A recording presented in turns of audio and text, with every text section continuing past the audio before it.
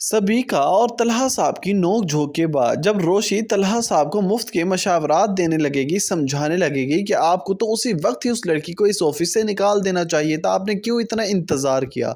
तो यहाँ पर तलहा साहब बहुत परेशान होने लगेंगे, इस सब रोशी की बातों से कहने लगेंगे कि ये आपका बिजनेस नहीं है, ना ही आपका कोई मैटर है, मैं खुद इस बात को अच्छी तरह से सुलझा सकता हूँ, आप मेहरबानी करके यहाँ से चली जाएँ।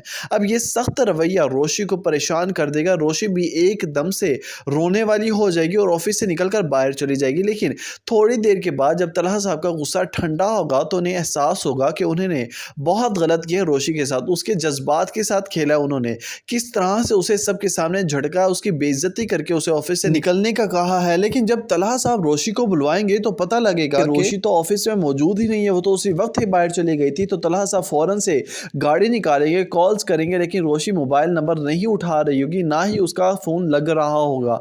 तलहा साहब मजीद परेशान हो जाएंगे कि कहीं ये नादान लड़की कुछ गलत ना कर बैठे जज्बात में आकर।